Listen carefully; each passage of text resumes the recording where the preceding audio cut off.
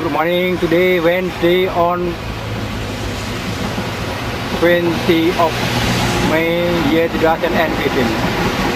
Our position now in Indonesian University campus area. The time now 7 antibarium or 7 o'clock in the morning.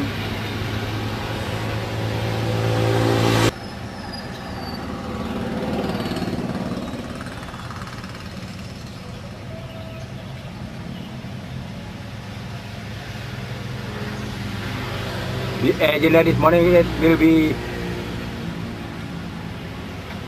held in 8 o'clock until 13 o'clock.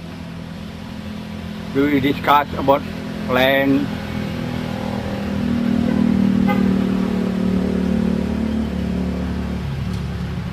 ownership in Manggarai area.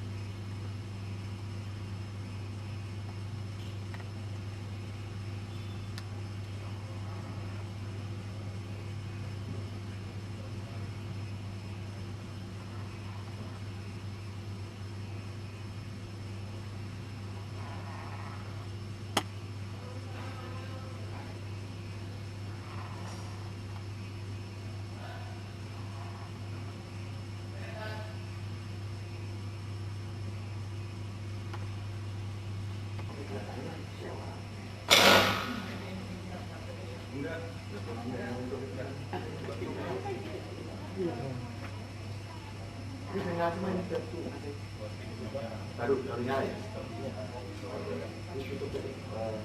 Share dulu. Di atas ada kursi kan di atas? Cek ada di Pak Selami. Dua. Ada tiga. Cek. Dasar.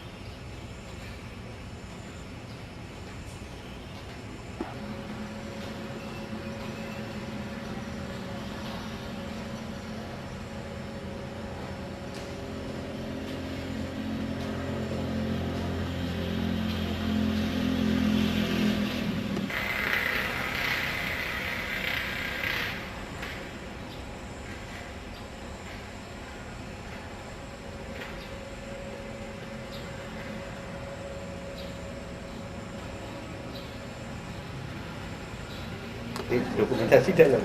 Bisa juga. Ya.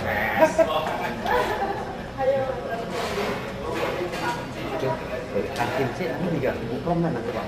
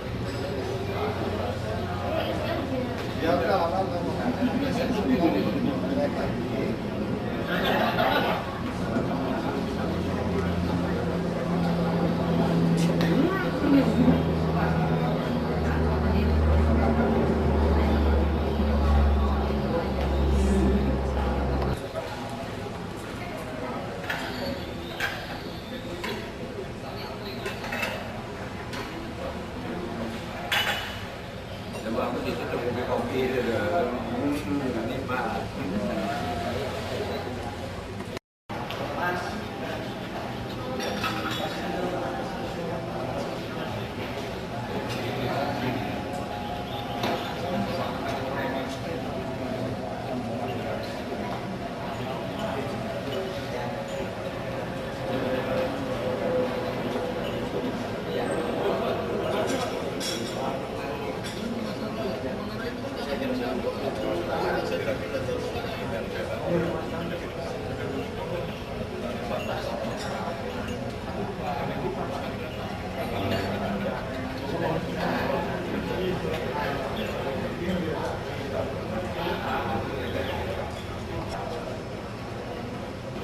Ini masih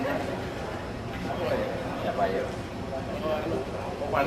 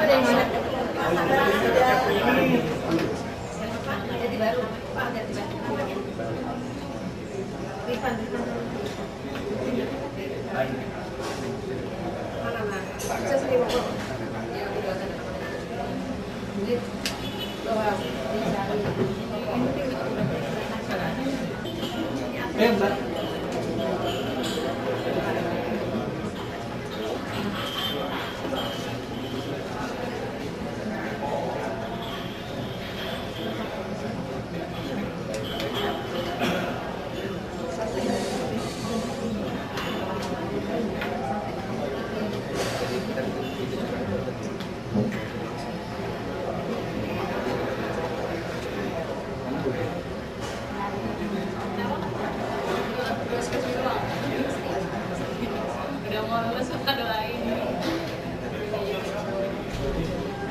Ini awal Juni.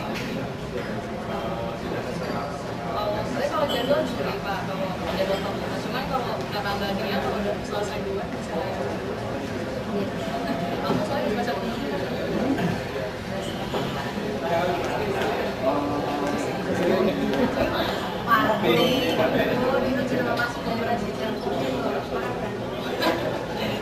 kayaknya sih Pak, tapi nggak tahu bisa apa enggak.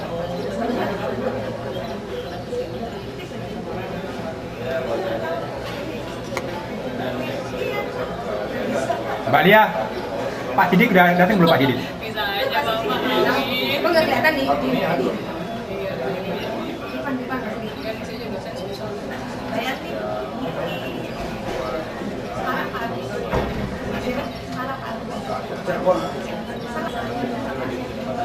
Pagi Bang Goro.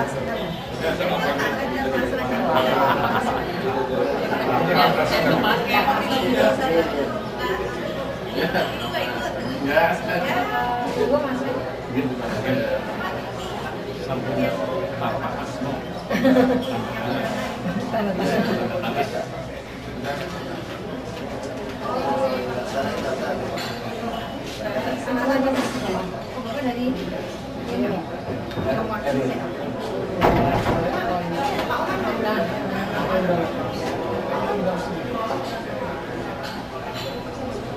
Yang lainnya masuk saja biar ini.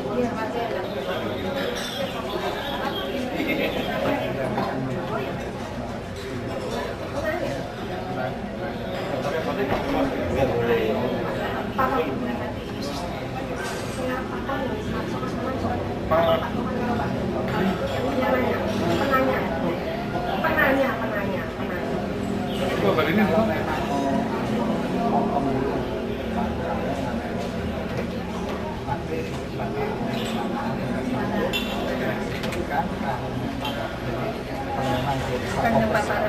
Bukan yang pertama.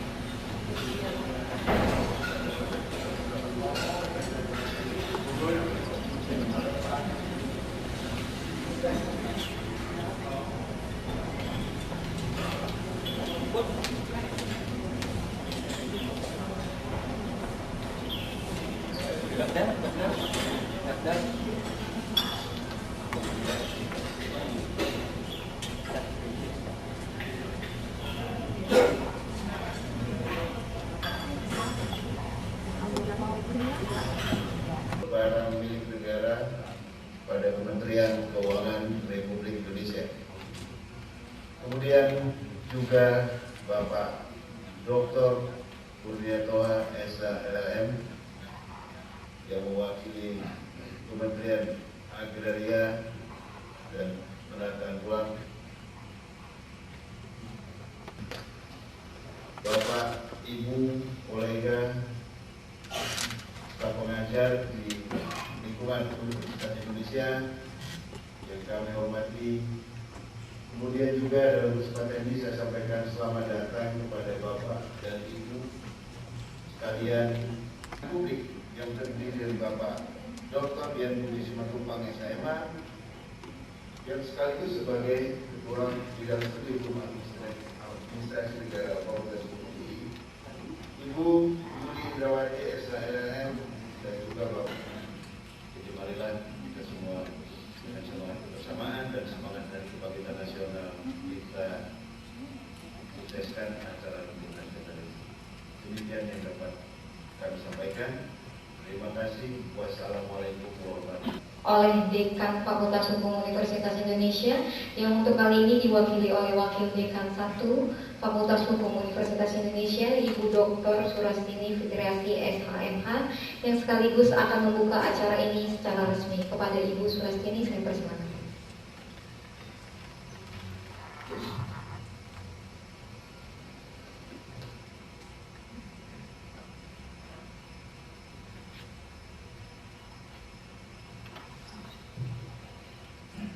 Assalamualaikum warahmatullahi wabarakatuh. Waalaikumsalam. Selamat pagi dan salam sejahtera untuk kita semua. Yang terhormat Ibu Halimah Pujiastuti, Direktur Barang Milik Negara. Yang terhormat Bapak Kurnia Toha. Semua pihak mendapatkan penyelesaian yang melegakan, tidak ada pihak yang dirugikan dan haknya diberikan sesuai dengan peraturan perundang-undangan. Kami berharap rembuk nasional ini benar-benar menyelesaikan permasalahan hukum yang ada. Seperti sudah saya sampaikan tadi, permasalahan ini memang bukan hanya permasalahan yang dihadapi oleh PT KAI, juga oleh instansi-instansi lain, hanya saja memang kelasnya berbeda. Seperti juga misalnya di instansi kepolisian, kemudian angkatan darat, itu juga ada permasalahan yang sama, tapi tentunya harus didalami secara berbeda juga.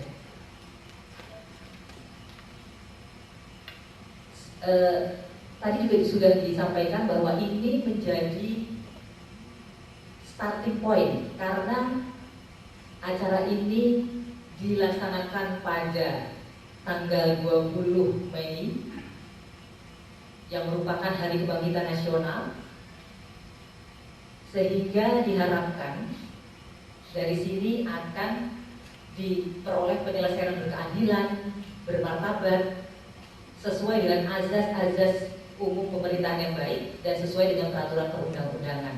Oleh karena itu, kalau kita lihat narasumber atau penanggap yang akan nanti berdiskusi dalam forum ini dari berbagai instansi, dari Kementerian Keuangan, Kementerian BUMN, kemudian Kerjaan Umum dan PT KAI sendiri, juga ada Kementerian Perhubungan, dari komunitas penghuni rumah dan tanah negara, kemudian dari Kementerian Agraria Tata Ruang, juga dari Ombudsman, dan dari Komisi Nasional Hak Asasi Manusia. Karena permasalahan ini sangat kental juga dengan permasalahan hak asasi manusia. Jadi dan pembahasan kajian hukum rumah negara yang dihuni oleh karyawan PT Kereta Api saya nyatakan dibuka. Semoga Allah Subhanahu wa Ta'ala yang Maha Kasih dan Maha Besar melimpahkan kemudahan dan kebaikan pada acara ini. Amin. Untuk sampai pada tujuannya. Amin, amin, amin ya Rabbal alamin. Waalaikumsalam.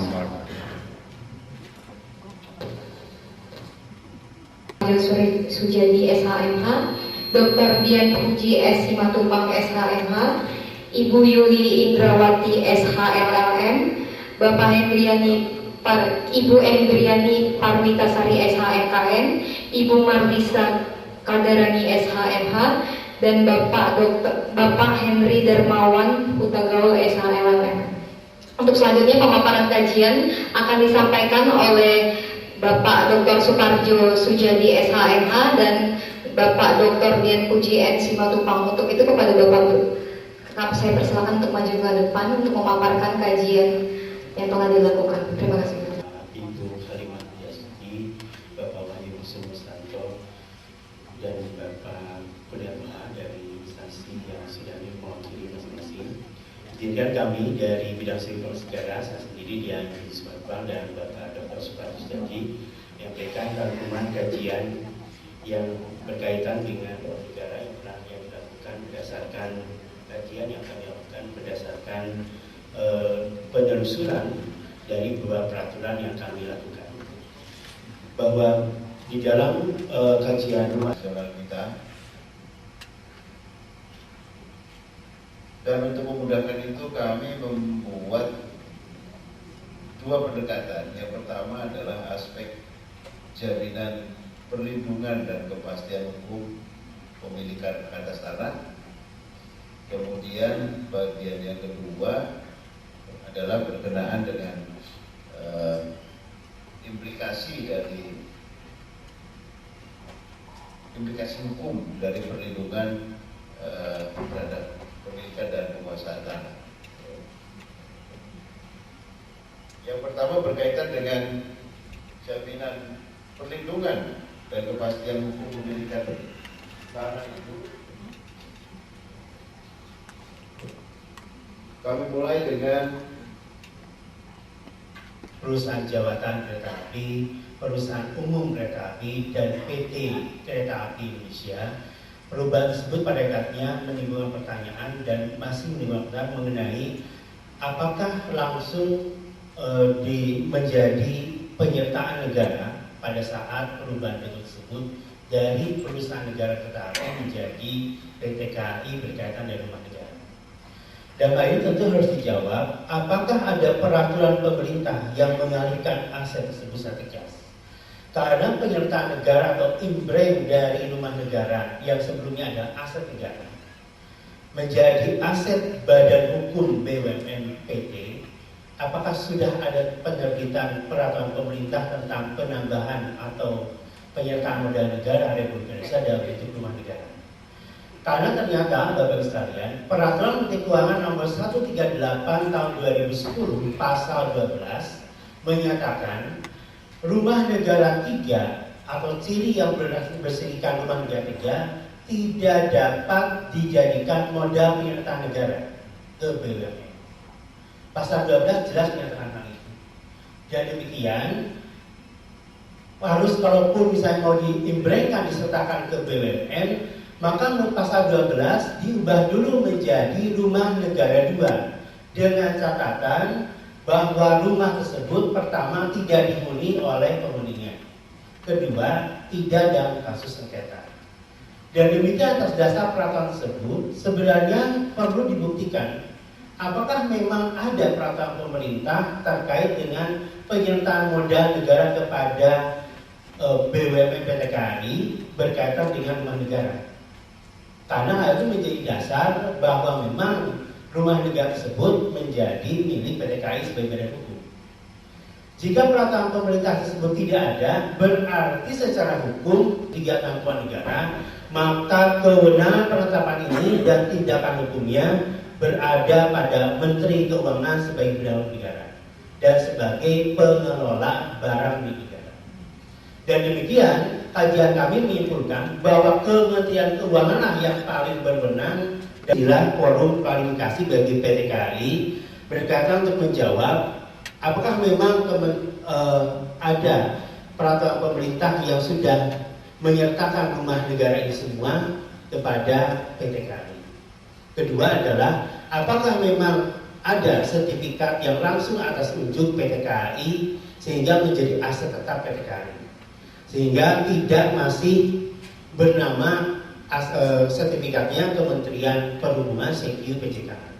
Karena ini menyangkut tindakan hukum yang dilakukan oleh PT KAI yang ternyata pada hakikatnya menurut Undang-Undang Administrasi Pemerintahan Bapak sekalian, yang berwenang melakukan tindakan itu adalah pejabat memberikan jawaban terhadap beberapa kajian atau beberapa garis besar yang tadi kami sampaikan. Mungkin demikian, cukup dari kami. Terima kasih. Assalamualaikum warahmatullahi wabarakatuh. Studi Hukum Administrasi Negara. Untuk selanjutnya marilah kita masuk pada sesi tanggapan dan diskusi Rembuk Nasional Kajian Hukum tentang Status Hukum Tanah dan Rumah yang Dihuni Pensiunan Perusahaan Jawatan Kereta Api.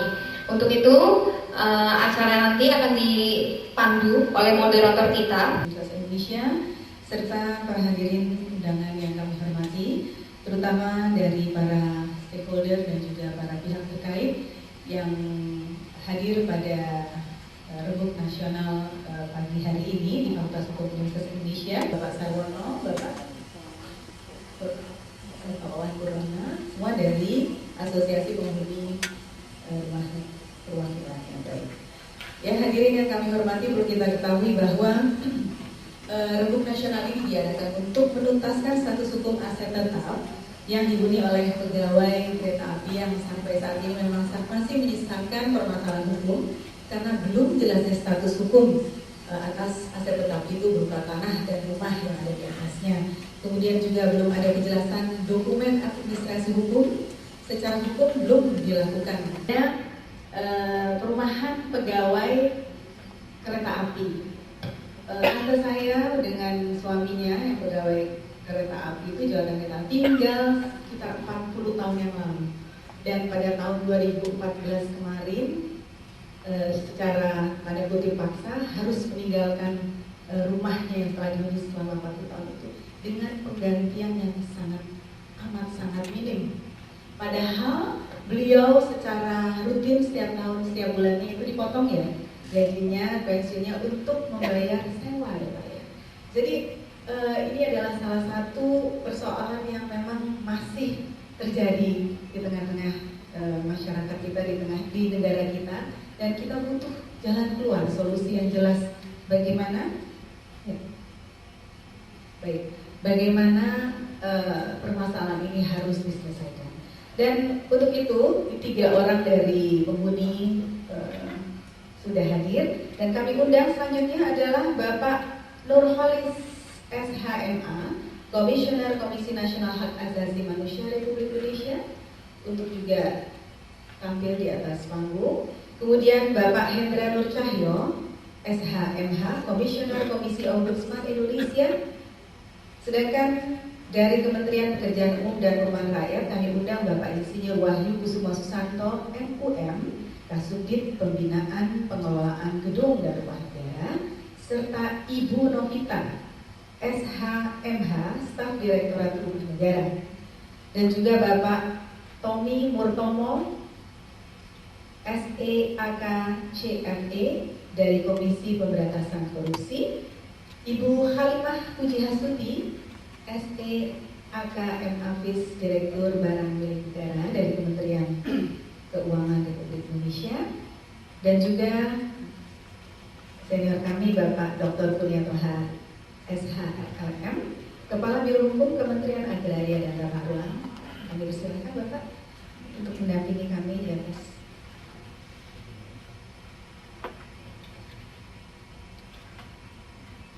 Silakan Pak Boni.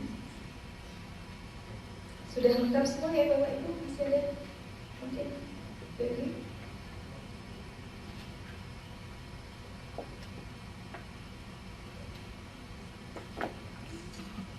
Baik, sudah lengkap kan semuanya? Insya Allah sudah. Dan mohon yang dari panitia apabila ada penanggap yang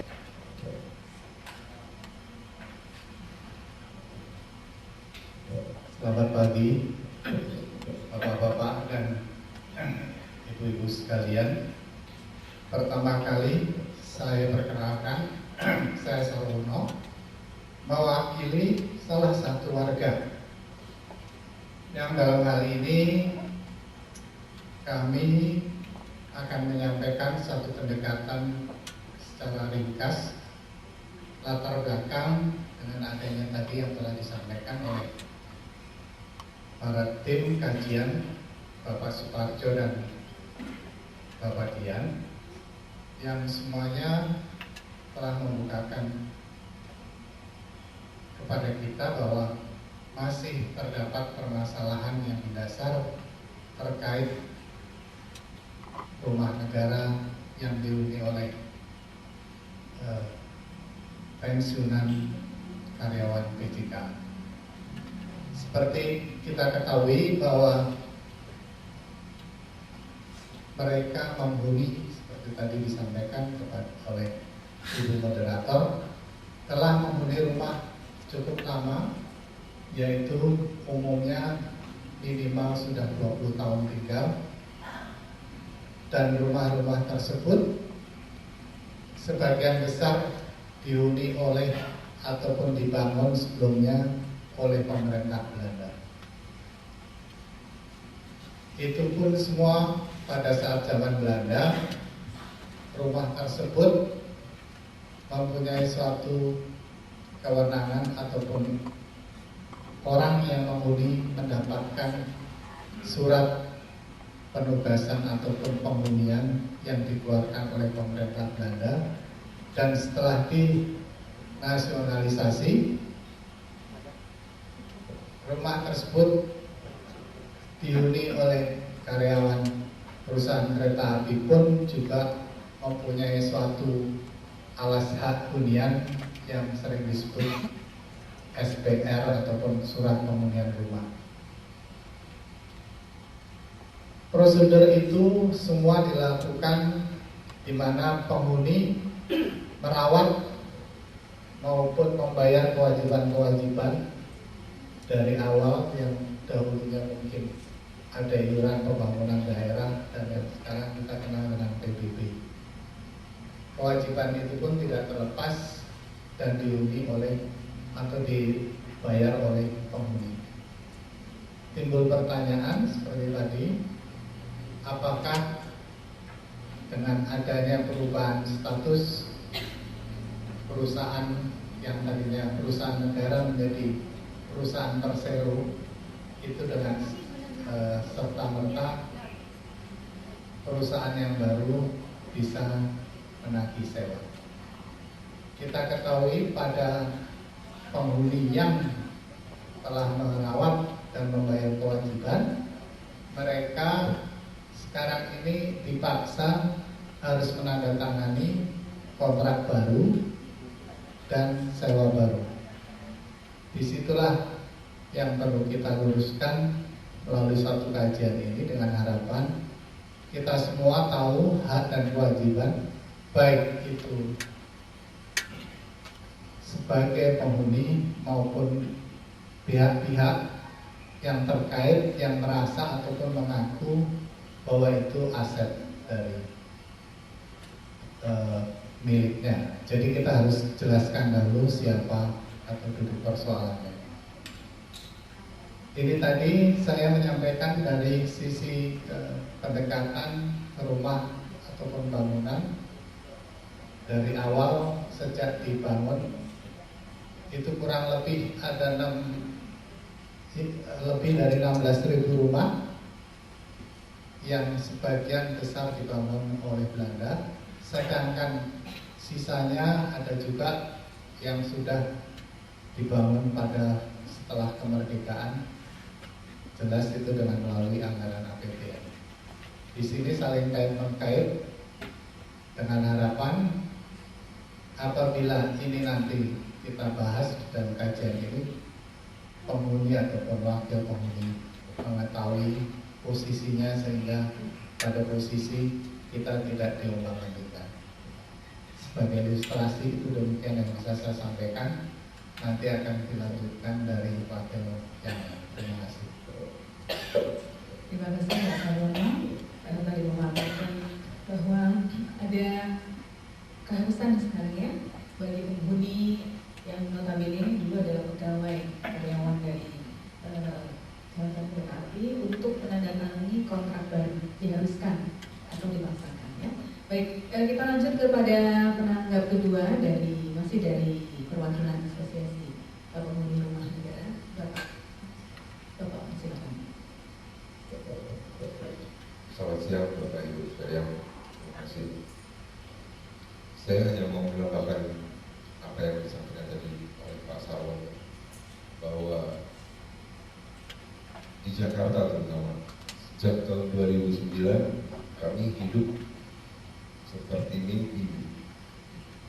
Jadi yang tadinya warga penghuni komplek ini hidup tenang puluhan tahun tanpa ada permasalahan, di tahun 2009 karena ada surat keputusan direksi PT KAI yang isinya mencabut surat penempatan rumah dan memberlakukan tarif sewa yang kayaknya nggak mungkin dikumpulin semua terus bisa bayar, karena itu berkisar dari mulai 30 juta sampai ratusan juta.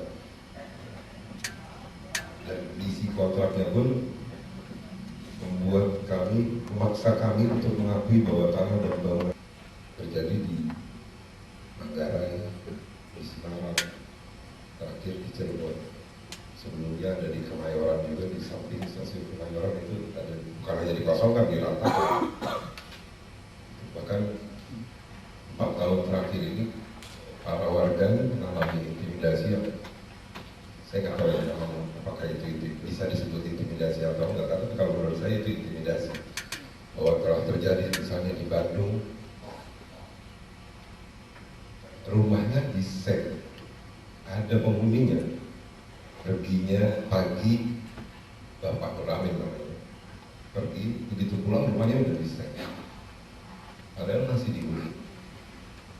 Konstruksi besi jembatan ada di depan rumah, nggak mungkin juga. Lantas yang paling update beritanya hari ini saya terima, Cirebon kemarin hearing dengan DPRD, pulangnya udah dapat surat pengosongan. Jadi pulang dari DPRD, mereka habis dengar pendapat, sampai di rumah udah ada surat pengosongan dari PPKI. Mudah-mudahan kita pulang dari sini nggak ada surat pengosongan, Bapak. Ini yang membuat kami dari tahun 2009 seolah-olah hidup di alam mimpi. Mudah-mudahan hari ini kita bisa bangun dari mimpi. Dan ini satu ring 2, ring 3 itu kita nggak ngerti. Yang ngerti tentara sama polisi. Begitu juga di Manggarai. Katanya polisi hanya mengamankan, tapi Bu Edi itu dibentak-bentaknya sama polisi, sama Kapolsek. Sampai sekarang Ibu Edi kalau melihat video, tadinya saya mau tampilkan videonya, tapi Bu Edi datang ke sini, saya takut Bu Edinya pingsan. Karena kemarin di pengadilan begitu melihat videonya, Bu Edi pingsan. Itu baru ini Bu. Saya takut lama-lama, saya takut nangis sama. Karena ini semua orang tua saya. Ya mudah-mudahan hari ini kita bisa bangun dari itu aja harapan. Silakan. Terima kasih. Assalamualaikum warahmatullahi wabarakatuh. Salam. Sebelum saya melanjutkan tanggapan, perkenalkanlah kami memperkenalkan diri Ibu. Sebetulnya saya bukan penghuni, tapi pada hakikatnya saya mewakili penghuni dari saudara-saudara kami Semarang, Jember, dan Madiun. Yang pertama,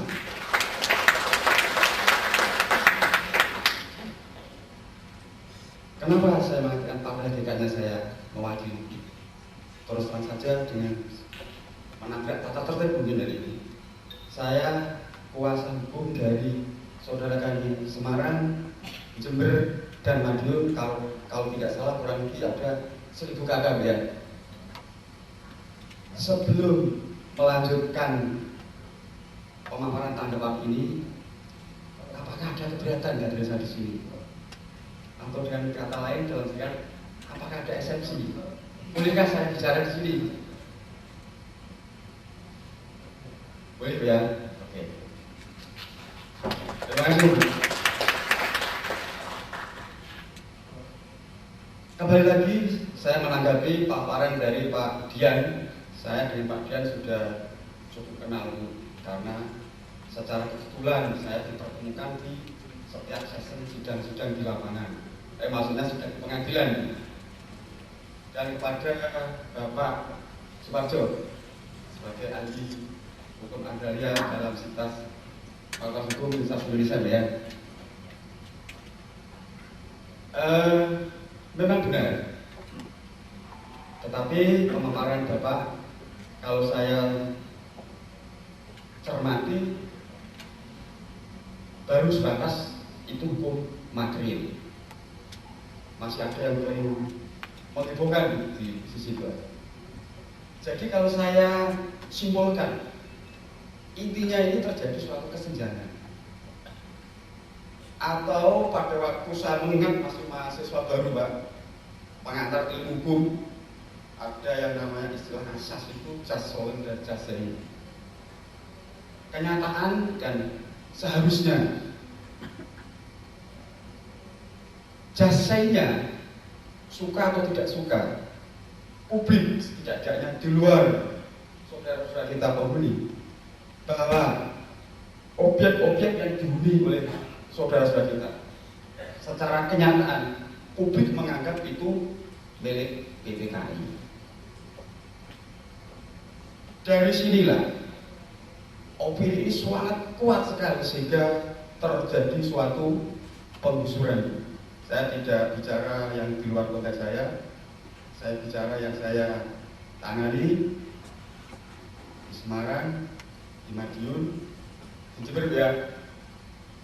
Nah, untuk itu saya sebagai kuasa hukum, target perang pertamanya adalah target opini yang tadi menimbulkan suatu kesenjangan. Untuk itu kami mengambil sisi dari asas tadi itu, yaitu adalah jasolen, apa yang seharusnya.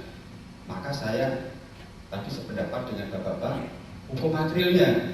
Nah, hukum materialnya itulah yang harus kita gunakan untuk mengcounter opini kenyataan di publik, khususnya para penghuni, para pengambil otoritas kekuasaan. Ini cerita menarik, Pak Dian saksinya ada di sini.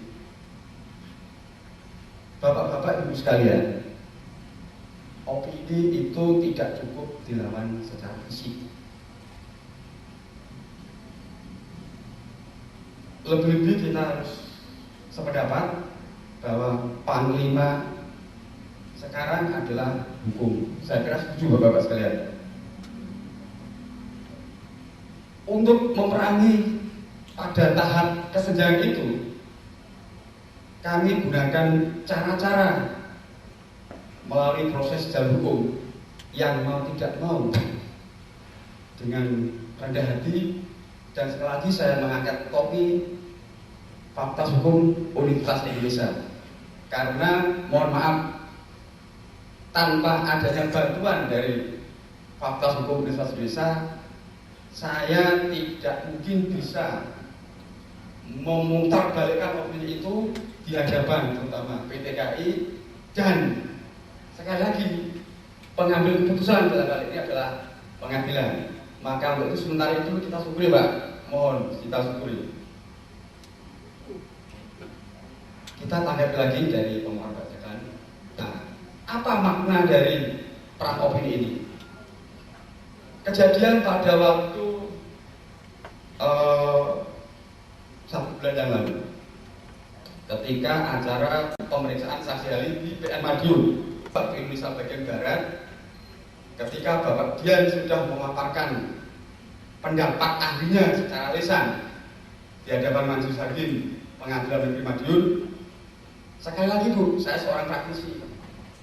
Sebetulnya momen yang paling harapkan itu begini Bu. Setelah Pak Dian selesai memaparkan kesaksian ahli menurut kapasitas ilmu beliau yang dia miliki, saya kalau bahasa Jawa itu ya, itu strategi gitu. Saya bilang pada Pak Dian, saudara ahli, apakah selain saudara ahli memberikan kesaksian secara lisan, apakah juga saya tulis? Pak Dian, iya yang mulia. Dengan kesiapsiagaannya Pak Dian, kalau nggak salah itu ada rangkap 4 ya, rangkap 4 atau 3. Nah, dengan tanpa saya harus mengizinkan untuk saya majelis, alhamdulillah Majelis Hakim Pengadilan Negeri Madiun mempersilahkan untuk diserahkan ke majelis, karena majelis menerima 3 atau 4 kalau nggak salah. Nah, majelis menawarkan kepada pihak lawan, bukan pihak lawan, ya, yaitu dari BPN dan dari PTKI. Dah ini ilmu ini mahal harganya, jauh-jauh dari UI. PTKI dapat 1 kalau nggak salah itu, BPN juga dapat 1. Apa yang terjadi Bu? Secara taktik strategi, kalau yang bicara lawyer pasti tidak akan percaya Bu. Pak lawyer penting, paling dia tuh mewakili kepentingan dia. Tapi buku merah itu dari Madiun merah, sekarang itu mulai hukum merah Madiun dan Semarang itu beribu. Ternyata dalam perkembangan selanjutnya buku merah itu dibaca. Setelah dibaca dari BTN sudah dapat praktis Bu. Sidang selanjutnya itu 1 pun nggak ada yang ngawal. biasanya sebelumnya yang namanya Konsultan Madiun itu rakyat tinggi-tinggi besar-besar. Kalau nggak salah Pak Madiun, Pak Sokopjo yang itu di sini. Nah, dari situ alhamdulillah opini perang opini dalam kenyataan yang menyatakan bahwa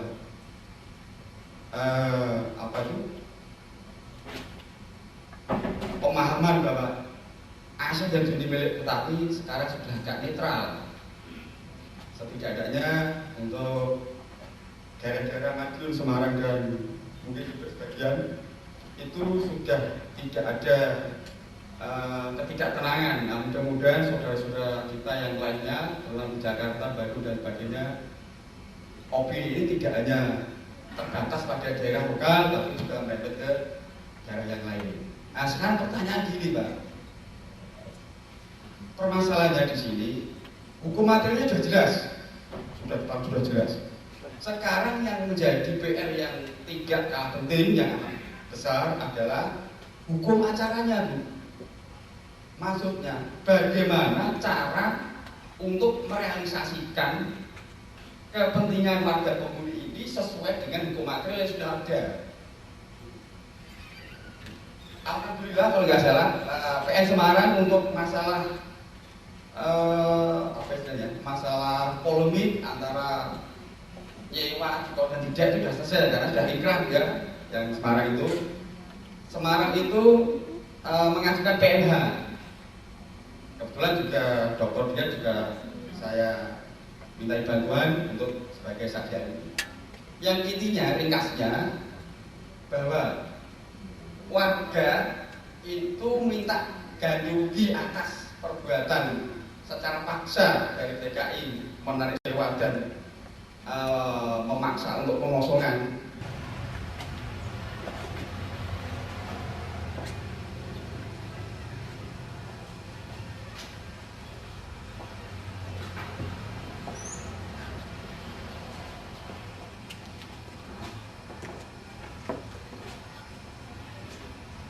Morning viewers, today is Friday on 22nd of May year 2015. In this occasion, in this moment, I will show you that I recorded the remote national held in Faculty of Law, University of Indonesia in Depok. We discussed held on 20 of May year 2015.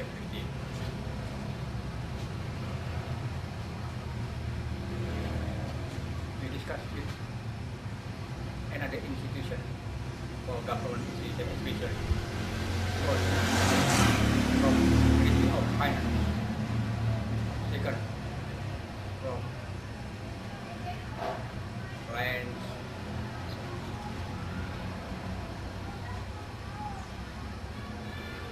of Agraria Institution, student from Public Works or Ministry of Public Works. Report Ministry of Sanitation, but he didn't attend or doesn't come for the meeting. Report from Ombudsman and other institutions, also from student of the law Indonesia. And in this occasion, I hope this discussion will be solve the problem of land use area for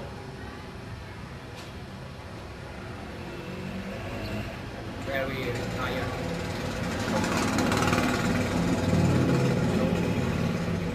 From Minister of Finance, I hope that she can give solution, she can give strategy for solving this problem. I hope so. And for all this discussion, I would say thank you so much for Mr. Wawan, leader of Manggarai Forum, also leader of Java and Sumatera, Forum, also Mr. Sarwano, also Mr. Ari Hartawan, also Mr. Puji, Mrs. Lia, Mr. Budi Vincent.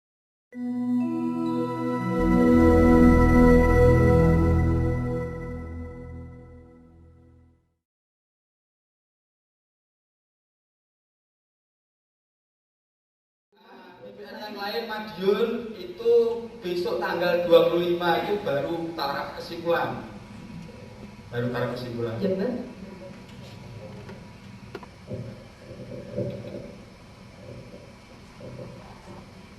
Assalamualaikum warahmatullahi wabarakatuh. Salam sejahtera dan selamat siang untuk kita semuanya. Perkenalkan, nama saya Prastopo, saya Ketua Aliansi Para Korban Kebijakan Penyelenggara Negara yang selama ini mengadvokasi warga penghuni rumah PDKI. Di lain itu juga saya mengadvokasi tentang kegiatan pengusuran yang dilakukan di lingkungan TNI Polri. Ibu Bapak yang saya, dan kemudian tadi disampaikan Pak Parjo kalau kemudian perubahan badan hukum juga mempengaruhi terhadap, nah ini semua menurut saya adalah pemahaman pertama yang selama ini saya perjuangkan. Kemudian kelemahan para penyelenggara negara saat menyusun kebijakan publik yang sangat menonjol adalah berkaitan dengan rumah negara. Rumah negara ini sudah diatur dengan perundang-undangan dan kemudian ini mau dicoba diputar-putar sehingga kami pernah turun bersama 6.000 atau 10.000 massa pada saat itu ketika warga Rumpin digusur. Kami datangi DPR untuk minta supaya undang-undang waktu itu masih RUU, Undang-Undang Nomor 1 2011 itu jangan disahkan dulu karena belum memenuhi persyaratan peraturan perundang-undangan, yaitu mendengarkan pendapat publik. Tetapi ternyata dijanjikan iya penggusuran tanpa menggusur rumah negara kita tetap bisa berjalan, pemerintahan bisa tetap berjalan. Kemudian secara nasional hasil rembuk ini sebaiknya disampaikan kepada Presiden untuk kemudian dicari solusi yang arif bijaksana supaya jangan terus kita melihat setiap hari ada penghuni rumah digusur dan setelah digusur mereka bingung mau tinggal di mana. Sementara kalau kita lihat satu kejadian ironis yang perlu saya sampaikan. Di perumahan Berlan pada saat itu ada kebijakan mau didirikan rumah susun. Warga perumahan Berlan digusur paksa, tidak diberikan penggantian apapun oleh TNI pada saat itu. Untuk kemudian rumah susun itu dipersiapkan buat korban gusuran Kali Ciliwung. Ini negara sedang menghadap-hadapkan warganya. Suruh melihat mana yang benar, Purnawirawan atau korban gusuran Kali Ciliwung. Akhirnya kami harus berhadapan dengan situasi seperti itu. Kalau kita lihat, korban gusuran Kali Ciliwung adalah warga negara yang melanggar menghuni bantaran kali. Kemudian diberikan fasilitas oleh negara untuk tinggal di rumah susun dengan cara menggusur para purnawirawan. Ini sebuah ironis sekali. Ini kejadian yang sangat-sangat tidak pantas di sebuah negara yang menyebut demokrasi. Terima kasih. Begitu kan. Aliansi Penghuni Rumah Negara, atas tanggapan. Silakan Bapak bisa bergabung di panggung, tetap duduk saja di sini. Baik hadirin yang kami hormati. Tadi dari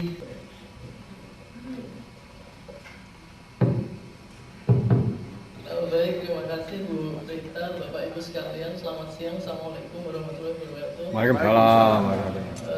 Tadi saya pikir terakhir gitu Bu. Jadi terkait dengan rumah PJKA ini ya. Memang seperti tadi disampaikan baik oleh Pak Parjo maupun Pak Dian dan juga bapak-bapak yang ada di mewakili penghuni, rumah negara memang menjadi persoalan. Jadi, persoalannya itu adalah karena pada era khususnya kita bicara mengenai rumah negara itu sendiri. Jadi dengan terbitnya 3 paket Undang-Undang Keuangan Negara, maka pada saat itulah kita mengatakan bahwa ada aset negara itu yang disebut dengan barang milik negara.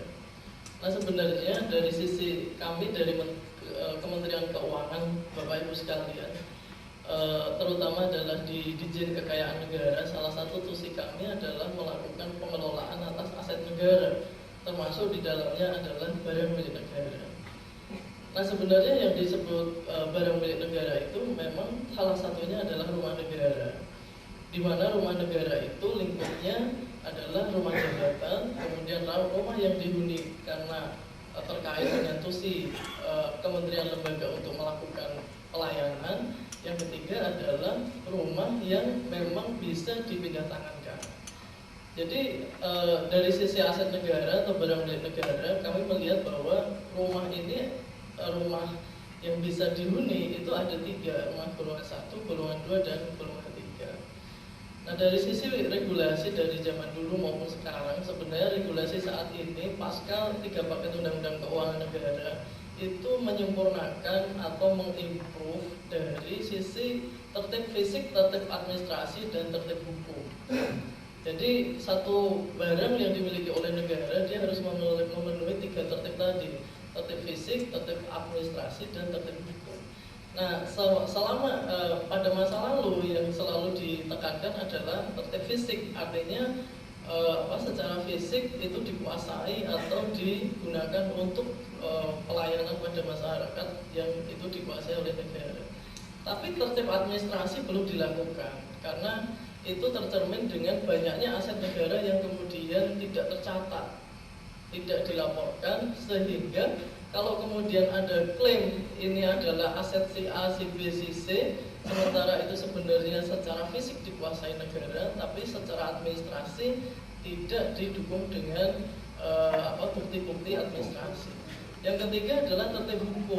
Ini juga baru karena dengan tadi disampaikan oleh Pak Dian, terbitnya Undang-Undang 1 Perbendaharaan Negara, di sana dikatakan bahwa semua aset negara itu harus disertifikatkan atas nama pemerintah RI, SIQ, Kementerian Lembaga. Nah ini juga banyak Pak, jadi banyak sekali aset negara yang kemudian secara administrasi tadi karena masih banyak kelemahan, akibatnya secara hukum juga mengikuti demikian. Nah kalau tadi kembali lagi pada masalah rumah PT KAI ini, kalau tadi disampaikan dari paparan Pak Parjo kan milik siapa? Kalau tadi misalnya di dalam hasil kajian oleh Pak Parjo dan kawan-kawan, ini tidak termasuk yang dialihkan pada era Perum maupun era Persero pada saat ini, maka mestinya merefer pada pengalian-pengalian yang di BUMN yang lain, maka itu tetap dikuasai oleh negara. Nah sebenarnya Bapak Ibu sekalian, clearance dari hal ini sebenarnya adalah justru dari PT KAI dengan Kementerian Perhubungan, SIQ, Ditjen Kereta Api. Nah sekarang ini tahun 2015 itu kami Kementerian Keuangan sedang dengan Kementerian Perhubungan, Ditjen Kereta Api itu baru akan melakukan inventarisasi terhadap aset Ditjen Kereta Api. Jadi memang ada irisan ini antara aset Kementerian Perhubungan, Ditjen Kereta Api dengan aset PT KAI. Nah itu satu hal, itu satu masalah. Nah kemudian di sini ada masalah lain lagi, yaitu antara aset-aset yang dihuni tadi, yang kalau tadi itu sudah jelas clear masalahnya, rumah yang dihuni oleh Bapak Ibu sekalian ini adalah tidak dialihkan sesuai dengan kajian Pak Parjo dan teman-teman tadi, maka mestinya itu adalah merupakan aset negara. Nah kalau itu aset negara, tinggal pertanyaannya ini punya siapa? Karena aset negara itu harus ditata usahakan oleh kementerian lembaga secara berjenjang. Jadi tidak seluruhnya langsung tiba-tiba ujuk-ujuk oleh Menteri Keuangan, itu tidak diserahkan pada Kementerian Keuangan. Artinya kalau tidak diserahkan Kementerian Keuangan, maka posisinya adalah dia ada di Kementerian Perhubungan atau di PT KAI. Jadi sebenarnya kalau dari sisi ini Menteri Keuangan memang nanti pada saat pelepasan dan lain-lainnya izinnya memang harus ke Menteri Keuangan karena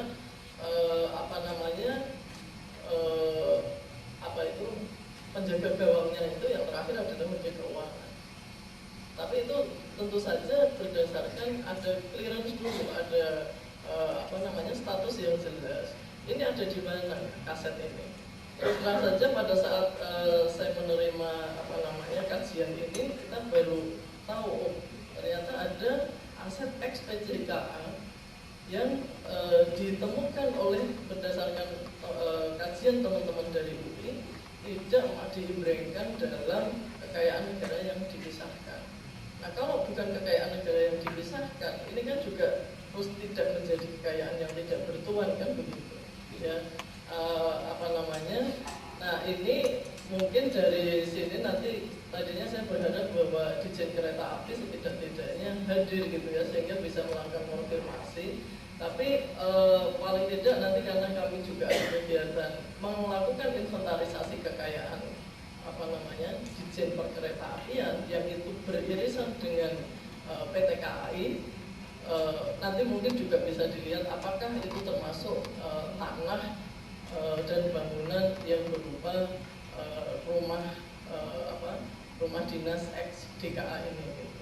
Tapi dari sisi kami, dari sisi pengelola barang sebenarnya kita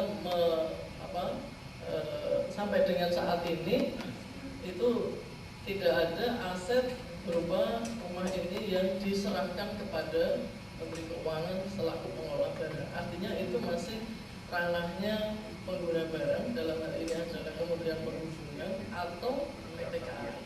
Jadi dalam hal ini kalau menurut pendapat kami harus dikelirkan dulu ini sebenarnya ada di mana. Makanya tadi kalau misalnya saya buka ada putusan pengadilan yang bunyi seperti itu, saya bukan orang hukum, Bapak Ibu sekalian, tapi mencoba memahami substansinya. Kalau kemudian di moratorium dulu terkait dengan entah itu pengenaan sewanya yang dengan kontrak yang baru atau pengusiran dan yang lain-lainnya, itu menjadi make sense karena status aset ada di mana.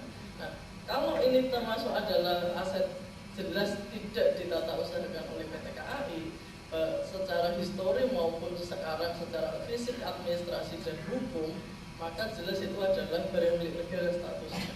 Kalau itu barang milik negara, maka nanti mestinya prosedurnya mengikuti apa yang diatur oleh Kementerian PU. Tapi kalau itu ada di PT KAI, ya kami Kementerian Lembaga ini tidak bisa melakukan apa-apa. Artinya juga secara kebijakan pun kita tidak bisa melakukan intervensi karena sudah merupakan kekayaan negara yang dipisahkan. Jadi sepanjang itu nanti adalah aset negara, artinya itu adalah barang milik negara, maka mekanisme pelepasan dan lain-lainnya nanti mengikuti peraturan yang ada di Kementerian PU yang endingnya itu adalah persetujuan Menteri Keuangan untuk dipindahtangankan. Nah, tadi disampaikan bahwa hanya saja ini Bapak Ibu sekalian ya, ini kan kalau di sisi barang milik negara itu ada golongan 1 dengan golongan 2 tidak bisa. Nah, ini juga nanti di samping setelah clear asetnya itu ada di mana, milik siapa, ditata usahakan oleh siapa, bukan hanya secara fisik tapi juga tadi 3 hal tadi, secara fisik, hukum dan administrasi itu clear, maka baru kemudian kita akan mengikuti regulasi yang mana. Jadi kami juga berharap mestinya tuntutan-tuntutan hukum terkait dengan penghunian rumah, entah itu rumah negara atau tanah negara di tempat yang lain di seluruh Indonesia itu tidak terjadi sebenarnya. Karena sebenarnya persoalannya adalah dilihat dulu dari sisi histori dan 3 hal tadi, 3 tertib tadi, ini posisinya ada di mana. Baru kemudian kita bisa menyatakan ini ikut mazhab yang mana, mazhab kekayaan negara dipisahkan atau mazhab kekayaan negara yang tidak dipisahkan. Tapi intinya ada dengan cara yang baik, artinya tidak dengan cara yang tadi penggusuran dan lain-lain. Nah, mungkin itu kira-kira yang bisa kami sampaikan. Lebih kurangnya mohon maaf. Mudah-mudahan pertemuan hari ini kalaupun tidak bisa mengambil keputusan, paling tidak bagi kami itu juga bisa menginspirasi dan juga untuk melakukan review terhadap regulasi-regulasi di lingkungan Kementerian Keuangan yang mungkin berdampak pada Bapak Ibu sekalian. Terima kasih. Terima kasih Bu Harimah Widiastuti, Direktur Barang Milik Negara dari Kementerian Keuangan Republik Indonesia. Tadi sudah dijelaskan memang, jadi status hukumnya memang belum clear ya Bu ya. Ini sebenarnya masuk ke barang negara atau aset negara yang dipisahkan, dan siapa yang berhak menjawab itu kan sebenarnya kita juga perlu sebenarnya ada pihak tadi saya juga terpikir kenapa dari Kementerian Perhubungan tidak dihadirkan ya, seharusnya juga untuk memberikan klarifikasi. Namun hadir di tengah-tengah kita dari Kementerian PU dan Perumahan Rakyat ya, Bapak Insinyur Wahyu Kusumo Susanto ya Pak ya, MUM Kasubdit Pembinaan Pengelolaan Gedung dan Rumah Negara. Pak mohon memberikan tanggapan karena di Kementerian PU ini kan juga mempunyai otoritas untuk melakukan inventarisasi dan sebagainya. Mungkin sebelum sampai kepada tanggapan, kalau boleh kami menyampaikan yang pertama. Tadi kalau melihat atau mendengarkan hasil kajian dari Pak Arjo dan Pak Dian, saya mohon maaf, saya bukan, tadi mungkin sudah mendengar sekali, bagi kalian sudah mendengar, saya bukan berbasis hukum, saya tidak punya disiplin hukum sehingga saya merasa tidak begitu paham gitu ya sesungguhnya bagaimana mengkaji permasalahan dari sisi hukum ini, aspek hukum ini. Kami melihat apa yang tadi disampaikan Pak Arjo dan Pak Dian itu lebih kepada persoalan yang ada di hulu. Tadi disebut atau disinggung banyak sekali soal perubahan bentuk badan hukum, kemudian aset dan seterusnya. Kemudian yang banyak kita dimintakan tanggapannya ternyata adalah yang sebetulnya mungkin lebih kepada permasalahan di hilirnya. Tadi Bu Harimah saya juga sudah menyinggung begitu ya.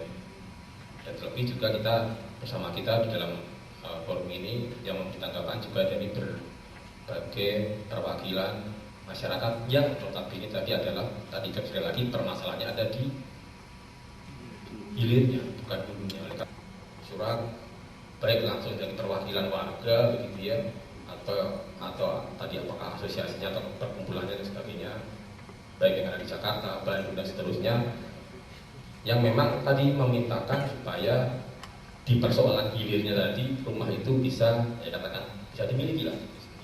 Karena di waktu selalu menggunakan bahasa yang hampir sama begitu bahasa redaksional suratnya. De facto sudah menghuni sekian tahun gitu ya. Saya terus terang dari sisi kami PU ini kan lebih banyak tukangnya, jadi tidak tahu persis bahasa hukum. Kalau de facto itu saya agak saya nggak ngerti gitu ya. Tapi tentunya kami tidak akan ke sana gitu ya. Sudah banyak juga yang kami tanggapi surat-surat tadi, juga melakukan pertemuan dan seterusnya. Karena untuk menjelaskan proses berikutnya adalah penghunian sebetulnya. Begitu sudah ditetapkan statusnya harus dihuni. Artinya kementerian dan lembaga tadi membangun atau mengadakan rumah tadi tentunya kan ada tujuannya untuk dihuni. Rumah negara golongan 1 kalau jabatannya tentunya dia diberi penghunian itu semacam lisensi kalau kita atau SIM kalau kita berkendaraan begitu ya. Jadi pejabatnya pun juga yang punya kewenangan gitu ya. Rumah negara golongan 1 dan 2 memang sepenuhnya surat izin penghuniannya tadi diberikan oleh instansi yang bersangkutan. Jadi tentunya pejabat yang lebih tinggi memberikan rumah negara golongan 3 ini mungkin perhatian pada teman-teman Bapak sekalian. Surat izin penghunian rumah negara golongan 3 dikeluarkan oleh Kementerian PU karena adalah penggunanya Kementerian PU. Gimana saya mohon maaf, tadi akan melupa. Rumah negara golongan 3 tadi kalau kita mencermati PP 40 adalah hasil proses alih status rumah negara golongan 2 pada rumah negara golongan 3. Artinya kalau kita melihat lagi perdefinisi dan peraturan BMN tadi, alih statusnya itu dari Kementerian Asal kepada Kementerian PU. Karena semua rumah negara golongan 3 dikelola oleh Kementerian PU. Iya. Karena itu izin penghuniannya pun oleh Kementerian PU dalam hal ini adalah Cipta Karya. Ketidakamanan itu tidak boleh. Nah itu prinsip kami. Karenanya juga kami tidak begitu merekomendasikan, Pak Menteri itu tidak begitu merekomendasikan untuk menyelesaikan kasus-kasus pertanahan pengadilan. Kenapa? Karena tadi culture kita itu tidak percaya, tidak begitu familiar dengan bukti-bukti yang otentik. Sementara kalau lewat pengadilan, bukti otentiklah yang diutamakan, sehingga mengajukan untuk menyelesaikan secara musyawarah. Diselesaikan kalau musyawarah. Kalau prinsip mediasi, sebenarnya kita tidak lagi bicara bukti-bukti otentik, tapi bicara bagaimana kasus ini bisa selesai dengan menyenangkan semua pihak. Nah, ini yang kita harapkan bisa diselesaikan. Begitu juga dengan termasuk kasus ini, saya harapkan memang ini bisa diselesaikan secara musyawarah. Tentu tidak dengan jam gusur-gusuran ya, karena sudah bukan zamannya lah kita menggusur ya. Tapi kemudian disorot orang, dan dia nyerobot 10 tahun memang nyerobot. Nah, saya waktu itu bilang ke reporter, kita beri berapa anak kita? Gitu kan? Waktu itu tanahnya harga 50.000, mintanya 200.000 ganti ruginya. Nah, ini kan gimana ini? Harga tanah 50.000 ada minta 200.000. Saya bilang ini melunjak, ya kan? Saya malah diajak berantem. Akhirnya kita musuh aja. Nah, artinya apa? Ini dari sisi kepemilikan jelas, pemiliknya ini jelas katakanlah nyerobot, tapi lebih galak daripada yang punya. Nah, ini sekarang sedang mempercepat bagaimana supaya proses pensertifikatan, proses memberikan jaminan hak atas tanah yang kuat itu bisa kita laksanakan. Jadi di RUU Pertanahan kita mencoba setelah 5 tahun sertifikat terbit maka tidak bisa diganggu gugat oleh siapapun, supaya jadi kuat. Itu saja yang ingin saya sampaikan. Lebih kurang saya minta maaf. Wassalamualaikum warahmatullahi wabarakatuh. Waalaikumsalam. Terima kasih Pak Gunawan. Pertanyaan saya satu nih Pak Gubernur, mungkin nggak kalau Kementerian Agraria memberikan rekomendasi, mengeluarkan rekomendasi terkait hal ini? Rekomendasi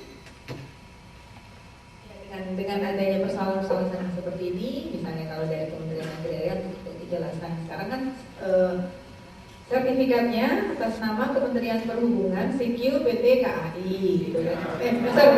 PJKA. Oh, PJK, sorry Pak. Kementerian Perhubungan CQ PJKA. Kepemilikannya harus jelas, harus benar dulu. Yang saya tahu kepemilikan aset-aset itu udah begitu tuh kan, nggak jadi dari zaman dulu dibiarin aja terus. Nah, karenanya harus segera diselesaikan. Kalau dulu PJKA kan itu dia adalah bagian dari unit teknis dari ini kan, dari pemerintah. Nah, sementara kalau ini PT Persero kan sudah beda. Ini tentu harus dia segera diatur. Dan ini berlaku juga untuk instansi lain, begitu juga untuk rakyat biasa. Jadi kalau tanahnya belum bersertifikat, ya cepat-cepat saja disertifikatkan sebelum disertifikatin orang. Karena kalau dari sertifikatin orang, lalu datang ke kami, kan itu juga nggak bisa bantu jadinya. Jadi panjang urusannya. Katakanlah kami bisa bantu pun, tapi urusannya lebih panjang. Sekarang Pak Menteri dengan konsisten dengan win-win solution gitu ya, penyelesaian musyawarah. Kalau ada 2 sertifikat itu lebih enak kami menyelesaikan. Ya, silakan Pak. Tadi kita sudah berdiskusi panjang lebar terkait dengan status hukum, kemudian juga dari Kementerian Keuangan, kemudian Kementerian Pekerjaan Umum dan Perumahan Rakyat, serta dari BPN dan warga. Perwakilan dari warga penghuni rumah negara dalam hal ini karyawan PJKA. Silakan Bapak dari aspek hak asasi manusia. Terima kasih Bu. Assalamualaikum warahmatullahi wabarakatuh. Salam sejahtera bagi kita semua. Om Swastiastu dan selamat siang. Saya terima kasih atas undangan ini para narasumber di kata kita, Bapak Ibu. Bulan yang lalu saya mampir ke rumah Pak Jonan untuk kita berbicara lupa. itu ada Direktur PDKAI, kemudian ada salah satu komisaris. Pembicaraan kita itu di seputar persoalan-persoalan yang dilaporkan ke Komnas HAM. Saya bilang begini, Pak, masalah ini terlalu banyak. Ada dua klarifikasi tidak. Satu yang terkait dengan para perizinan. Yang kedua, seperti yang di Bandung itu bukan hanya perizinan, itu yang di stasiun di Bandung itu ada 5.000. Itu juga yang terkait dengan masyarakat ini. Jadi hari itu diskusi kami yang mungkin Bapak Ibu semua dapat saya sampaikan juga sebagai penanggung jawab publik sama juga dengan advokasi rumah dinas TNI dan semua lembaga-lembaga negara yang memiliki persoalan dengan ini, dengan persoalan tanah ini. Nah, di para purnawirawan TNI sendiri sebagai contoh bagaimana Komnas HAM melihat persoalan ini begini. Ketika kita mengadvokasi yang kasus Cilodong ya, yang di pos strategi Pak Toko yang kemarin diserbu jam 2 subuh. Kita katakan begini, Komnas HAM pendekatannya itu adalah hak bisa berhubungan atau tidak dengan persoalan yang kita hadapi pada hari ini. Karena kementerian-kementerian kita sekarang punya otorisasi yang berbeda-beda. Misalnya ada Menteri Kehutanan, ada tambang, gitu ya, ada nanti yang wilayah yang menerbitkan RPU dan seterusnya. Satu wilayah couplingnya itu wilayah tambang misalnya ada yang mungkin data Komnas HAM ini Pak, ini sudah nanti tambang daerah yang itu justru mengabulkan persoalan yang tidak mengarah lagi kepada penyelesaian. Nah, penyelesaian itu cuma ada dua, bagaimana disinggung di ujung dari statement tadi, judicial dan non judicial. Kalau mau judicial, ya arahnya ke pengadilan. Tapi sebenarnya judicial juga masih bisa dibatasi dengan hasil-hasil kajian ini semacam para pihak tunduk kepada hasil kajian yang menjadi satu kesepakatan yang itu bisa ditransfer menjadi dokumen hukum negara. Kira itu tanggapannya. Mohon maaf. 5 poin dari saya. Terima kasih. Terima kasih. Saya juga mohon maaf, saya bakat perkenalan dulu ya Bapak ya. Bapak Nurholis SHMA ini adalah Ketua Komnas HAM RI, bukan komisioner. Mohon maaf ya Pak ya. Terima kasih. Baik, terima kasih tadi paparan maupun tanggapan dari Bapak Nurholis, dan tadi Bapak juga menyinggung tentang mediasi dari sengketa menjadi berbagai persoalan di negeri ini. Tentunya tidak lepas juga dengan peran Ombudsman. Komisi Ombudsman Indonesia juga berperan dalam melakukan mediasi dan saya lihat juga ada senior saya seperti Pak Fahride, Pak Widodo, Teddy, teman-teman saya, Bapak. Ya, alhamdulillah idealisme kita masih berwujud. Kita tidak terlalu jauh angkatannya di Fakultas Hukum UI ini. Tentu saja ini merupakan suatu upaya yang luar biasa saya kira untuk menegakkan keadilan. Persoalan keadilan ini tidak habis-habisnya. Tahun 2009 saya diminta oleh Dekan Fakultas Hukum UI pada waktu mempresentasikan apa sumbangsi kita untuk Fakultas Hukum ini. Pada waktu itu saya mengajukan mata kuliah baru yang disebut dengan teori keadilan, theory of justice. Tapi sampai sekarang mata kuliah itu belum juga dimunculkan, dipastikan sesuai dengan prosedurnya tidak. Ada nggak kejanggalan di sini dalam proses administrasi itu? Itu yang kita lihat. Kalau ada kejanggalan, berarti ada maladministrasi. Maladministrasi ini harus diluruskan. Harus diluruskan sesuai dengan prosedurnya. Apakah menyalahi prosedur, ataukah prosedur itu sendiri yang tidak adil? Ini yang kita lihat, dikaji lagi, review. Maka ini adalah sivitas akademika yang saya kira harus kita hidupkan kembali. Saya kira pencarian keadilan ini dengan rembuk nasional ini adalah suatu bentuk brainstorming sebagai moderator. Jadi prosesnya itu dari status rumah negara golongan 1 kemudian berubah menjadi golongan 2, kemudian PU terakhir approval untuk menjadi golongan 3, baru kemudian oleh Direktur Barang Milik Negara diproses untuk menjadi pelepasan aset.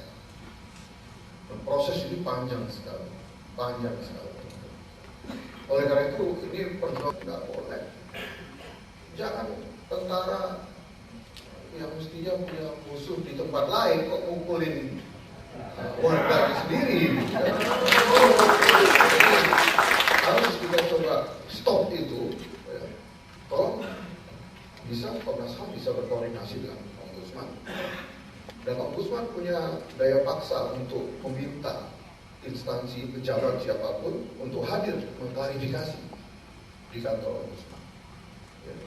3 kali nggak mau dipanggil untuk klarifikasi, maka kita bisa panggil paksa dengan bantuan kepolisian juga. Nah, kepolisian yang mukuli Purnawirawan itu saya nggak tahu apa hanya ada di negeri kita atau ada di negeri mimpi yang tadi saya sebut itu tadi di awal. Ya, jadi ada pemaksaan, istilahnya sesuatu dipaksakan ya Pak ya untuk mengatasi persoalan dengan pendekatan kekerasan tadi ya militer tadi ya. Ya mudah-mudahan itu bagian dari mimpi ya.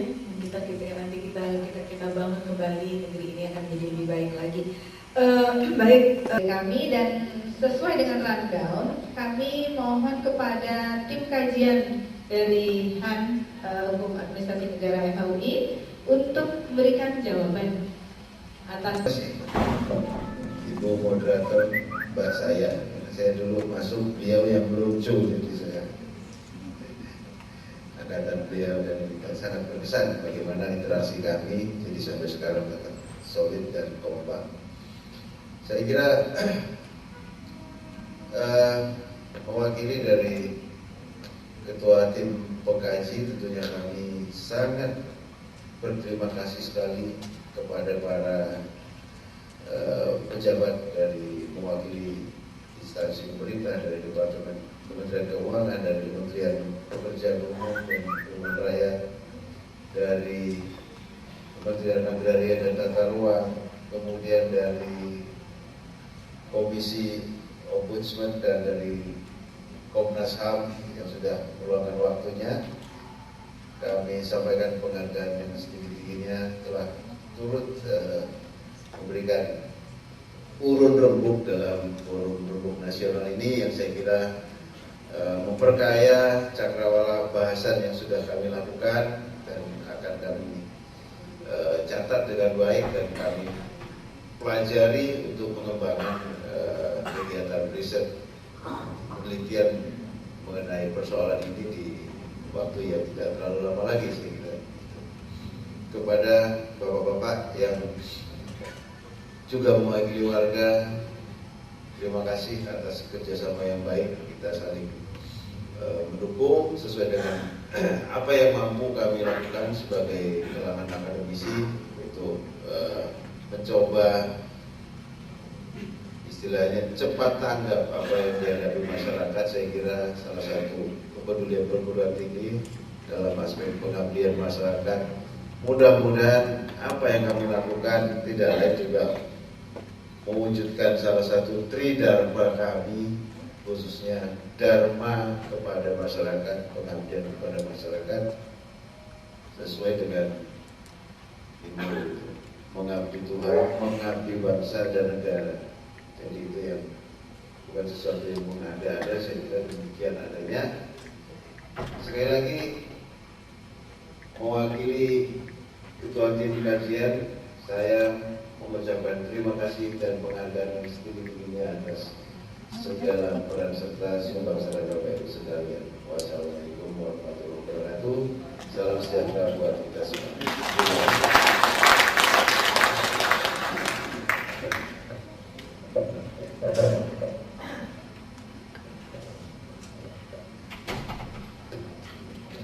Baik, terima kasih. Bapak Dr. Suparjo Sujadi yang telah memberikan jawaban atas tanggapan dari para peserta tadi. Waktu kita memang dibatasi, namun rasanya tidak lengkap kalau kami tidak berikan kesempatan pada floor, pada hadirin untuk menyampaikan pertanyaannya ya. Mohon izin kepada panitia berapakah waktu yang boleh kami. Kenapa?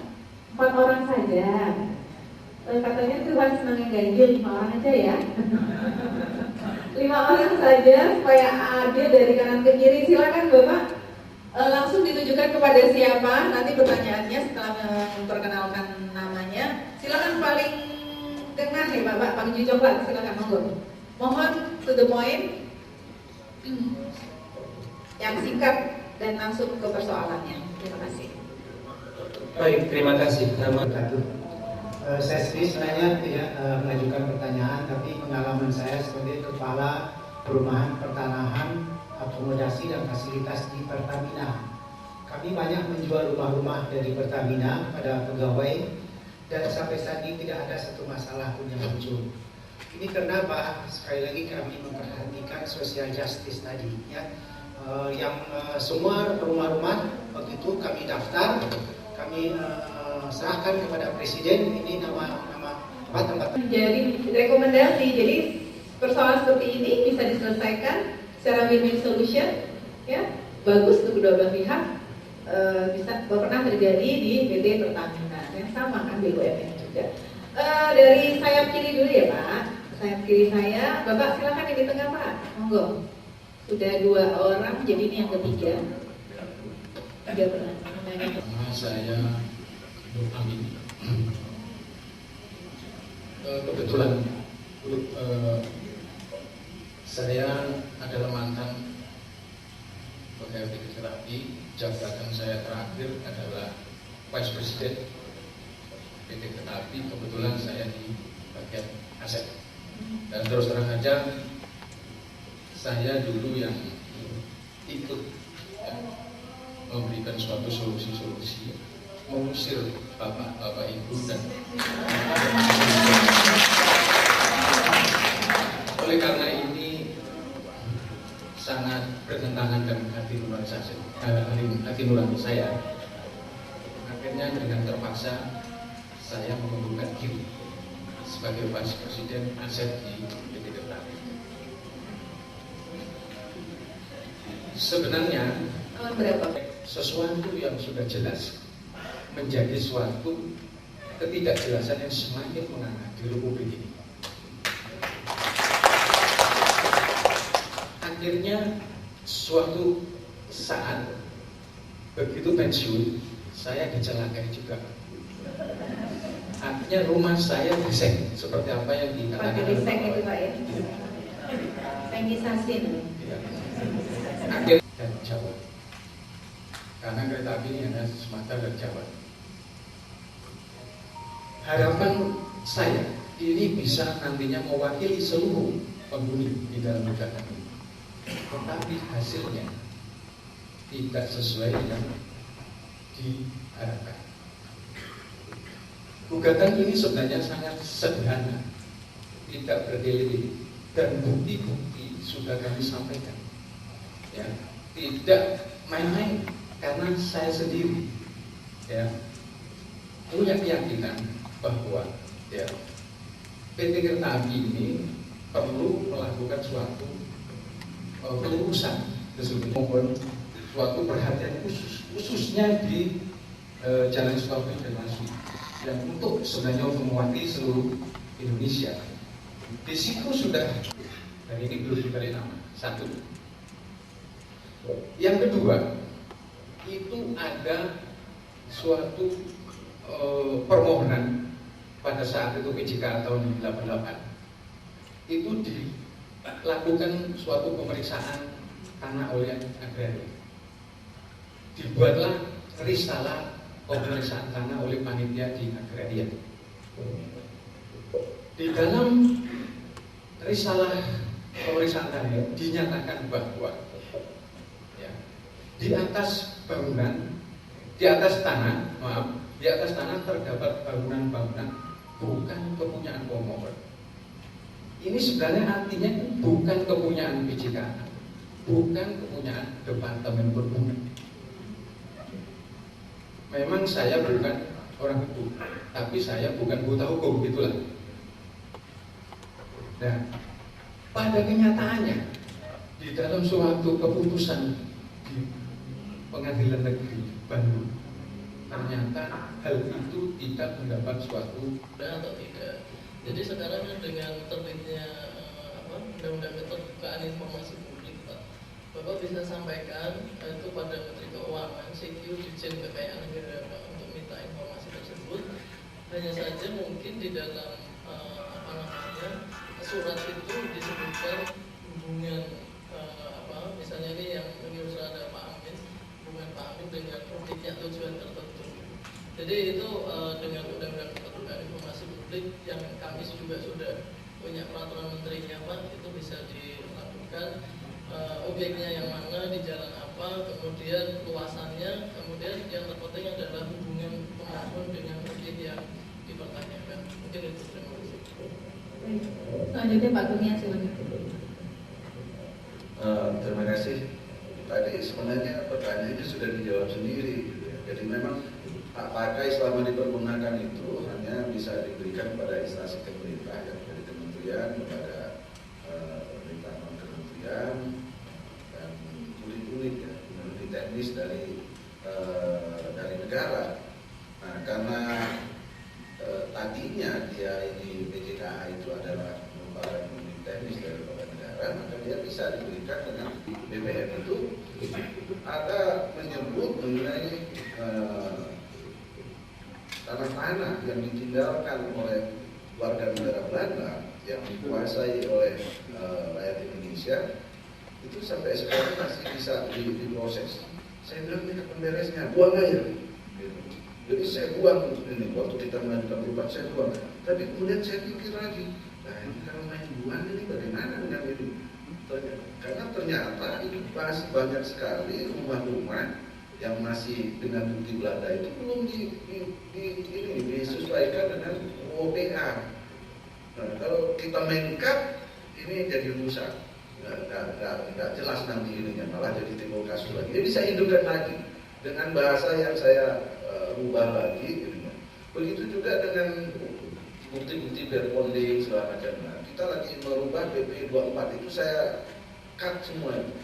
Saya bilang ini harus nggak bisa lagi dijadikan bukti kepemilikan. Kenapa? Karena sudah banyak aset-aset ini yang ditinggal zaman dulu, yang juga sudah dinasionalisasi, kemudian sudah lahir sertifikat, ya, termasuk gedung sate Bandung itu sudah lahir sertifikat, tapi kemudian tiba-tiba orang bawa terponding dapat dari Belanda, karena dia gugat ke pengadilan menang. Ini saya bilang ini kalau kayak begini nggak pernah beres ini urusan tanah di daerah kita. Nah karenanya di perubahan PP 24 saya buang semua bukti itu. Lalu bagaimana dengan orang-orang yang memiliki tanah itu dengan bukti perponding? Saya bilang bukti perpondingnya nanti nggak berlaku lagi. Yang berlaku apa? Cukup pernyataan yang bersangkutan bahwa tanah ini saya sudah kuasai dari sejak zaman kapan, begitu kan? Ini dengan bukti-bukti. Ibu dan Bapak sekalian, pertanyaan untuk ke Menteri Keuangan mengenai aset negara yang sudah diserahkan ke instansi pengguna Kemenku, artinya aset-aset negara yang sudah diserahkan ke instansi pengguna dari Kemenku. PJKA selaku pengguna tidak pernah menyerahkan ke Kemenku, maksudnya data asetnya gitu Bu. Jadi sepengetahuan kami belum pernah ada penyerahan atau pelaporan tentang aset-aset PJKA itu ke Kemenku. Yang kedua, ke Kementerian Agraria tentang fakta yang ada di PPKAI dalam semua sengketa mereka dapat menunjukkan sertifikat hak pakai atas nama Departemen Perhubungan CQ PJKA, sedangkan yang menurut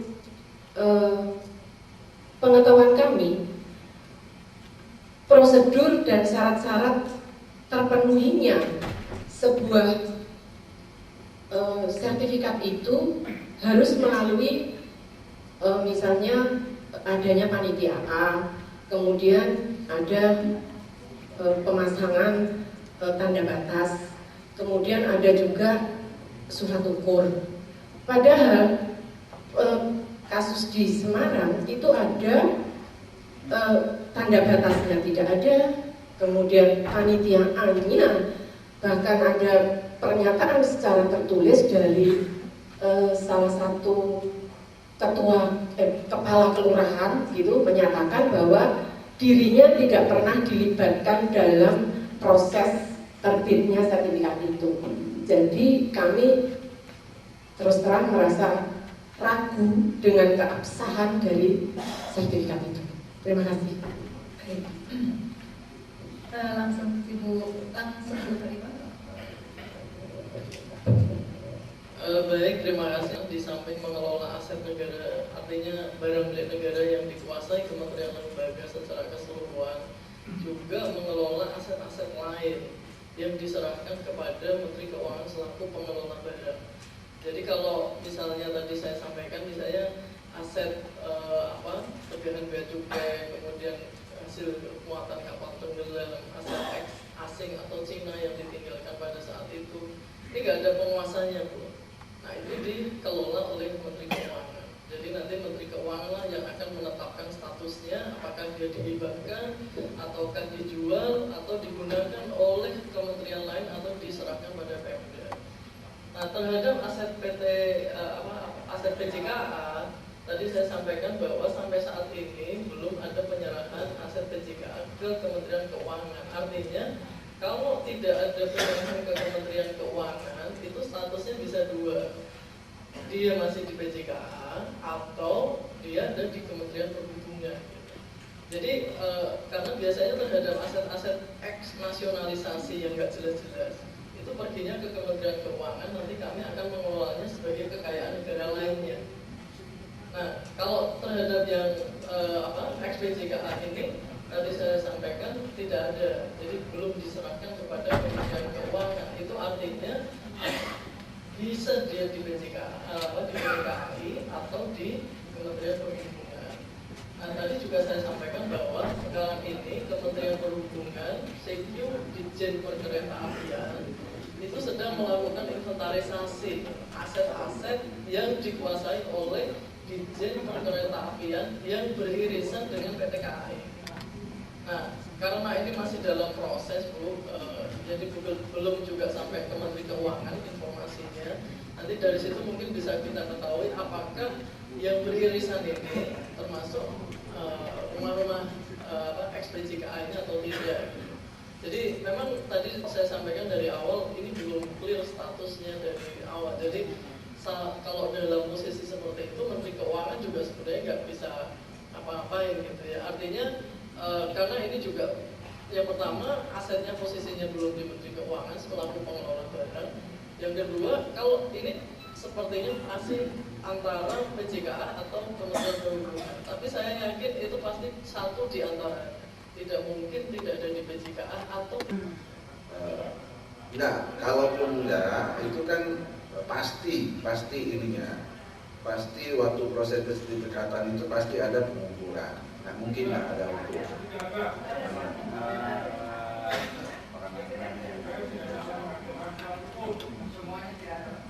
Gitu. Termasuk sertifikatnya ada.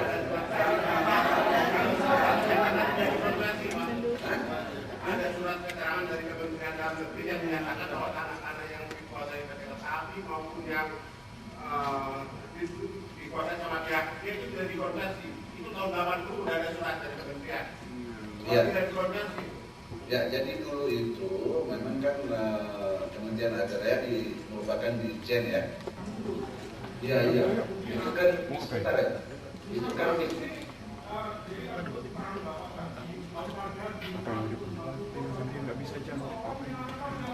Ini kenyataannya, kenyataannya begitu. Ya, kenyataan, gitu, yang berlaku itu seperti itu. Begitu juga saya nggak hadir sidang, nggak tahu saya bagaimana sidangnya, bagaimana ini. Karenanya saya bilang kenyataannya nggak mungkin keluar sertifikat nggak dukung. Kalau nggak pernah ngukur keluar sertifikat salah itu, udah pasti salah. Kan begitu ininya. Iya.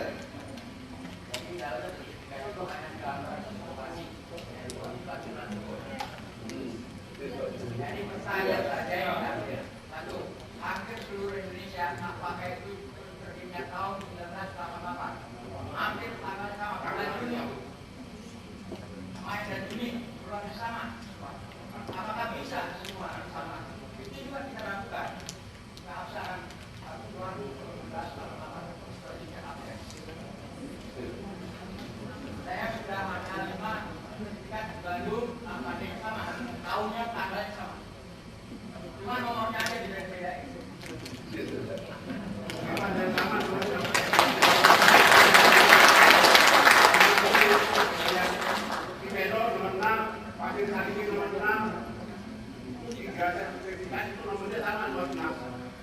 Dari kantor yang sama, dari kantor yang sama mengeluarkan nomor, tanggal sama, bulan sama, awalnya sama, tahunnya sama Pak, tahunnya sama juga 88. Iya.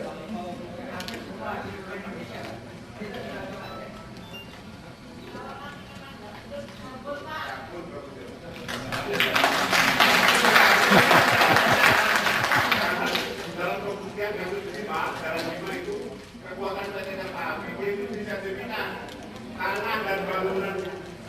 Jadi menurut biro hukum dari kereta api, tanah dan bangunan itu milik PT Kereta Api berdasarkan sertifikat. Padahal di sertifikat itu sudah tanah kosong. Dia mengakunya tanah dan bangunan. Itu lucu juga di situ. Tapi hakim juga sama, mereka jadi begitu. Tanah kosong. Di situ diakunya tanah dan bangunan. Kasus Jalan 5 yang sampai sekarang udah 3 tahun ada di kasasinya di Mahkamah Agung belum. Gini. Kalau bicara saya baru bisa berpendapat kalau semua bukti yang ada saya pegang. Baru saya bisa berpendapat. Kalau nggak ada itu saya nggak bisa pendapat apa-apa. Itu ininya. Jadi kalau Bapak Ibu mengeluarkan. Assalamualaikum warahmatullahi wabarakatuh. Baik, terima kasih Bu Moderator, Bu Muyanti. Semakin siang diskusinya kayaknya semakin panas ya. Ya udah, dari penanggap warga, terima kasih atas kontribusinya Bapak, bisa kembali ke tempatnya. Selanjutnya, dengan berakhirnya diskusi pada siang hari ini, maka berakhirlah pula acara kita pada hari ini. Sebelumnya, acara selanjutnya yaitu pemberian plakat atau sertifikat dari Fakultas Hukum Universitas Indonesia kepada para moderator dan para narasumber. Untuk itu kepada Ketua Bidang Studi Hukum Administrasi Negara Bapak Dian Puji Simatupang saya undang untuk memberikan plakat. Bapak-bapak atau ibu-ibu mungkin bisa ke depan biar agak lega. Untuk yang pertama diberikan kepada moderator kita Ibu Muniati Sulam SHMA.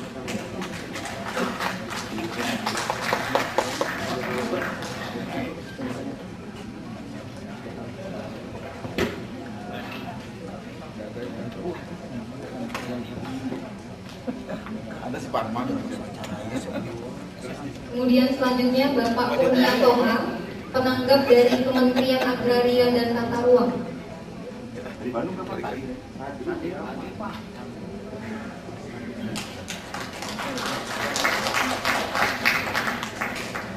Selanjutnya kepada Bapak Wahyu Kusumo Susanto MUM, penanggap dari Kementerian Pekerjaan Umum dan Perumahan Rakyat.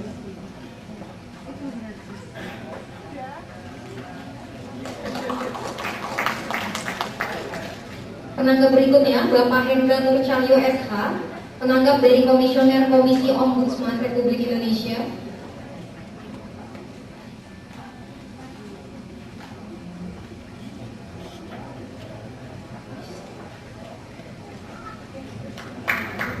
Penanggap selanjutnya Ibu Halimah Pujiastuti, SPAK Mapis, Direktur Barang Milik Negara dari Kementerian Keuangan Republik Indonesia.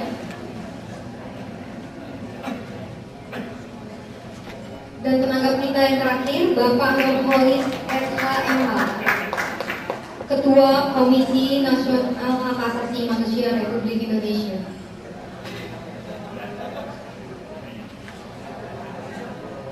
Pada para penanggap mungkin bersedia untuk mengambil sesi foto bersama. Pada para penanggap, foto bersama.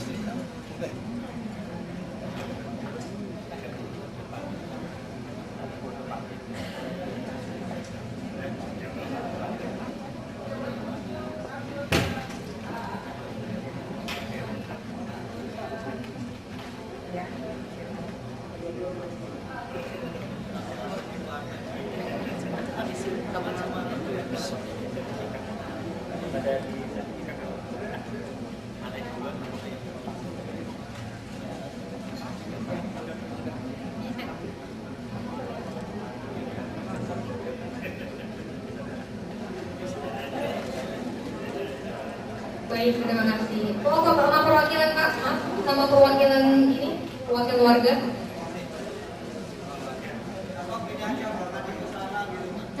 Selfie.